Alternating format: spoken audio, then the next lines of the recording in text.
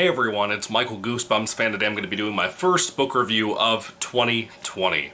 And it's going to be Give Yourself Goosebumps by R.L. Stine, of course. Number 27, Checkout Time at the Dead End Hotel. Of course, Give Yourself Goosebumps, for anybody who's not familiar or you haven't seen a video of mine in a while and you don't remember the series, it is actually kind of a choose-your-own-adventure thing.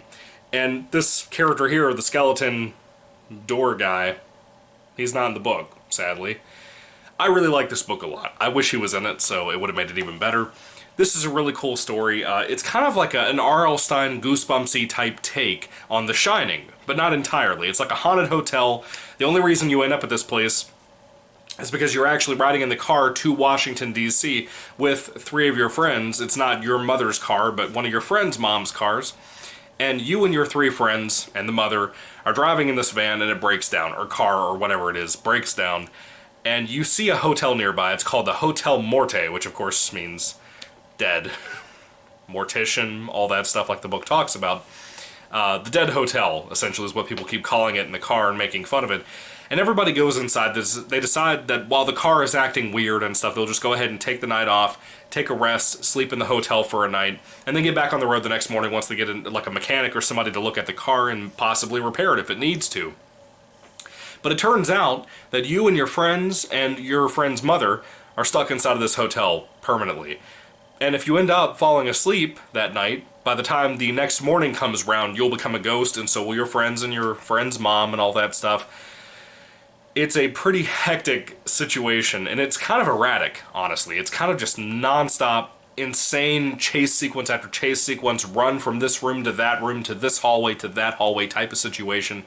I really liked the book a lot. I thought it had a lot going for it. Very fun. Very, very humorous. Of course, most Goosebumps books in general are very humorous. R.L. Stine used to write comedy books. But this particular book has a lot of really good humor to it. I think most of the endings / deaths in the book are pretty much satisfying. Unlike a lot of the Give Yourself Goosebumps series, especially the special edition stuff, it's not a situation where you start off the book and you have two different paths, a left and a right path you can take on a page, and end up with two completely different stories that have nothing to do with each other. It's not like that. It's really just this one focused story about this haunted hotel and how you go about trying to escape it. Since you're locked in, all the doors are locked, you can't get out of the hotel, you could possibly become dead and a ghost the next morning. It's really focused on all of that and kind of the intertwinings, like some of the characters go missing, you have to go find them sometimes. It's really just focused on this one big story about the hotel, but it was always fun, and that's what I really enjoyed about it. Great moments, really, really cool moments. I'm trying to think of some off the top of my head that I could kind of tease you about. Not so much spoil you, because I do spoiler-free reviews here on the channel, but maybe to tease you a little bit. There was one involving an ice box. You know when you go to hotels and they have those kind of ice machines in the middle of the hallway near like vending machines and stuff like that, where you get some ice with your bucket for your hotel room. There was a really eerie scene with that really got to me a lot. There were some really cool things in this book, and I recommend it a lot. I don't have too much to say. I don't want to spoil too much for you, but at the same time, it's not like this book was extremely eventful. There were some cool ghost sequences. There's one particular character in the book that may or may not be a human who's calling you on the hotel phones trying to tell you to meet him somewhere. His name is Drew, and they keep saying they don't know whether it's a boy or a girl. I thought that was kind of stupid and weird. But you also have to look for Drew in the midst of all of this haunting situation. He has a weird last name. It's like Mortigath, like Mortician, or Mortigath, something like that. Or Garth, I don't remember. It was something along those lines. But you're trying to find this particular person as well who could possibly help you escape the hotel. It's a fun adventure. I liked it a lot. I thought the kids in the book were actually really humorous. I thought that it had the one really big, I would say, the official good ending, like the official good ending. Most of these books always have a few different good endings. The good ending, I would say the big one for this book, was really satisfying. I enjoyed it a lot. There was one that was kind of an offshoot of that satisfying ending that was kind of depressing at the same time, so I really liked the book a lot. I thought it had a lot to offer. If you haven't read Checkout Time at the Dead End Hotel, I recommend it. It was really fun, really adventurous. To be trapped inside of a hotel, it was still really adventurous. I was kind of hesitant about this. I was worried it would be like the Into the Jaws of Doom. It was the first Give Yourself Goosebumps special edition book. I did a long, like 18 or 19 minute long review here on my channel, spoiler free by the way, and I ranted about that piece of crap. It had some cool things in there, a robotic arm, a visible man. If you don't know what those are, you're really missing out. That's all I read the book for. That book was such a mess, and I was kind of worried about that, because the whole, at a certain point in this book, you kind of hit a situation where it's like, hey, let's go to the top of the hotel and work our way down floor by floor. Now, it doesn't go as extensive as the Into the Jaws of Doom book does, because that book was a mess and it was sloppy. It was an experiment to see what they could do with the special edition books about making them more kind of crazy and more vivid, I guess. Extremely long stories just did not work whatsoever. This is not as in-depth as that was. I think this came out after that, as a matter of fact, because in the back of the book, there is actually a cheat sheet for how to get the good endings, the bad endings, all that stuff, in that Into the Jaws of Doom book, because of how stupid and sloppy and messy it was. And I'm sure, as an adult, I had to use so many bookmarks when I read that last year in 2019 to do a review here on my channel.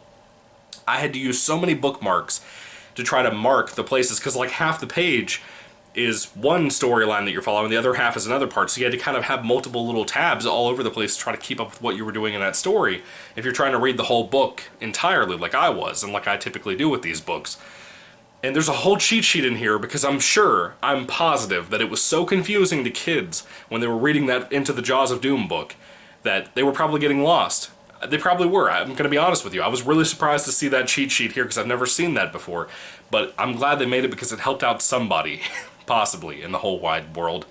Anyway, when it comes to checkout time at the Dead End Hotel, I don't have a whole lot more to say about it, like I said, but I really liked this a lot. I thought it was a really fun, different type of Goosebumps book to get into. It's very much like your typical Give Yourself Goosebumps book, but it was really good. I recommend it. It was really nice to have this be the first book I review in 2020 for Goosebumps here on the channel, but also to just have a good, solid, fun time with Goosebumps. Just a standalone adventure, not tied into something else, you know, with like a ton of Slappy books or a ton of Haunted Mask books or anything like that. Just a really fun, typical Goosebumps standalone book that I loved a lot. So if I had to rate this book on a 5-star basis, I'd probably give it about a 4 out of 5. I liked it a lot. I recommend it a lot if you haven't read it before. I always recommend Give Yourself Goosebumps books, pretty much always. There's very few that I haven't enjoyed above a 3 out of 5-star rating, which I consider a 3 out of 5 more than just a mediocre middle ground type of rating. Sometimes it is, sometimes it's not, but usually most of these Give Yourself Goosebumps books are pretty good, I would say. Anyway, what are your thoughts on checkout time? I keep messing up the title.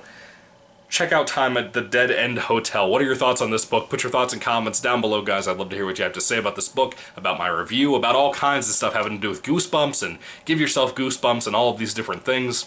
Is this your favorite of the Give Yourself Goosebumps books, or your favorite Goosebumps book, period? I could see it. I could see somebody saying they love this if they have like an affinity for hotels and stuff. Anyway, what are your thoughts? Put them down below. Thank you guys for watching. Thank you for being patient with me while I was trying to work through this whole COPA situation and come back to YouTube with the Michael Goosebumps Fan channel. And I hope that you had fun watching this video. Anyway, may the Lord Jesus Christ bless you guys today, and goodbye.